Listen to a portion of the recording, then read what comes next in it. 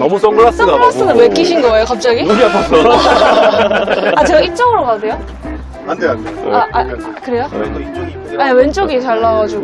오늘 촬영 자체가 다 중요한데. 본인 위주야, 전체적으로. 아니, 뭐야? 내가 보니까 다 본인 위주야, 이거. 오늘 촬영 기준 전날에 이제 한일 정상회담이 있었잖아요.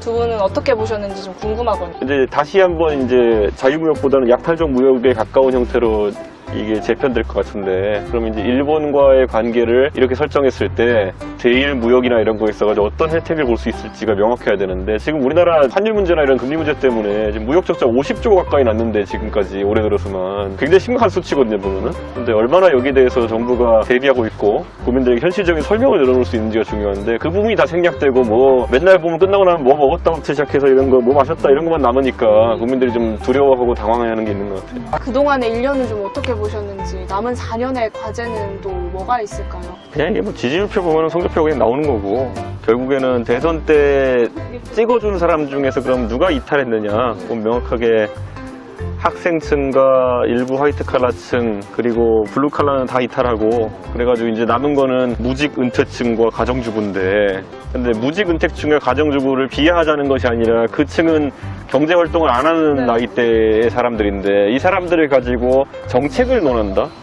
사실 무직 은퇴층에게 중요한 정책이라고 하면은 노동정책이나 이런 것보다는 아무래도 세금 정책이나 이런 것들, 복지 정책 이런 것들일 텐데, 이거는 국가의 발전과는 크게 관계가 없는 영역들일 거예요. 근데 거기에 표에 너무 매몰되게 되면은 미래를 놓치게 된다, 이런 생각해야 되는 거고, 노동개혁이라고 하는 것 아니면은 뭐 교육개혁이라고 하는 것 이런 거 다 하면서 지금까지 보여준 거는 뭘 수사하겠다밖에 없거든요. 보면은 노동개혁하면 노조 때려잡는 거고, 뭐 학교 학생들 교육개혁이 아니라 학교 학생들 주변에 뭐 마약 잡는다 그러고, 그러니까 이런 수사를 기반으로 해서 세상을 미래를 밝게 만들 수 있느냐는 글쎄요, 제가 봤을 때는 좀 의문스럽거든요. 배트맨에서 아무리 검사나 이런 사람들이 열심히 뛴다 해도 고담시 못 살리거든요, 그거는. 그렇게 되면은. 그래서 저는 애초에 산업을 어떻게 키울 건지 이런 것들 같은 것들을 좀 해야 되는데, 악의 척결이라는 생각을 가지고 가고 있는데, 이게 글쎄요, 저는.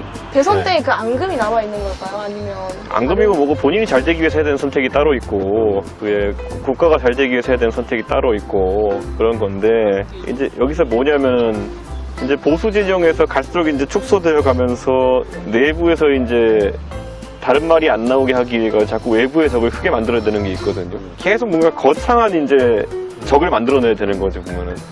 이재명이라는 거학을 하나 만들어내야 되는 것이고, 이건 자꾸 외부에 뭔가를 만들어가지고, 그래서 가장 처음에 먼저 했던 게 뭐냐면은, 이준석이 내부 총질한다. 그러니까 지적을 하는 것은 내부 총질적 규정하는 것인데, 지적 말하면 난 그렇게 대통령 취임한 뒤에 내가 대통령한테 뭘 지적했냐 보면 구체적으로 남아있는 것도 딱히 없어, 보면은. 그러니까 난 가만히 있었는데 윤리 나름대로 쉴드 치려고 열심히 했어요. 윤리로 때리고 그 다음에 내가 거기에서 야, 이 나쁜 놈들아 그러니까 그게 내부 총질이라는 건데, 뒤집어 말하면 자기 죽여주려고 달려들어봐라, 그렇게 안 하겠는가. 그런데 그런 이제 적반의 장식에 보수에서 결국에는 지금까지 있었던 것, 사실 살펴보면 박근혜 대통령 유승민 의원이랑 갈등이 있을 때도 유승민 의원이 내부 총질했다, 뭐 배신자다 이러는데, 사실 정확히 뭘 했는지는 대한민국 국민 여기 순천만정은 누구한테 물어봐도 유승민이 무슨 배신했습니까 그러면 구체적으로 답할 수 있는 건 없다는 거예요. 그냥 각을 세웠죠. 그냥 그 권력자가 싫어했다는 이유 정도? 그 이유 때문에 그렇게 가는 것인데, 나는 그래서 이제 이 내부 총질 프레임 같은 경우도 근데 찔려평가 시점에 냉정하게 그럼 윤석열 대통령이 거학을 잡았느냐? 아직까지 잡힌 사람 없는 것 같고, 그러면 도대체 누구 때려잡았느냐 했을 때 이재명 대표를 뭐 이렇게 정치적으로 거세하거나 하진 않은 것 같고, 유일하게 지금 때려잡은 거는 이준석, 나경원, 홍준표, 유승민, 안철수. 보수 진영을 거의 절단 내놨어요, 지금 보니까 지금. 그 오늘 윤석열 대통령 1주년 사진전에서 이제 기록이 이준석 전 대표의 사진들이 이렇게 빠진. 뭐 그 정도 수준의 인간들이니까 그렇게 뭐 그렇게 복잡하게 생각할 거 없고, 자기들 딴에는 이제 그런 게 재밌다고 생각할지 모르겠는데, 아마 국민들 입장에 봤을 때는 웃길 거야, 그건. 뭐 아무렇지 않으세요? 아니 나도 내 사진에서 다 그거 지우고 싶어, 그런 사람들. 당이 어떻게 되고 안 되고는 이제 손을 떠났어요. 그거는 그거 제가 잘 되냐 못 되냐만 남아 있는 거고, 잘 되는 케이스라는 게 무슨 시나리오일까를 생각해 보면요, 수도권이 왜 여당이 유리할 게 별로 없냐면요, 좀 지방으로 내려오고 이제 오면은 SOC 사업이나 이런 것에 있어가지고 여당의 영향이 있다 생각해가지고 영향이 발휘되지만은, 우리 여당인 게 좋아요.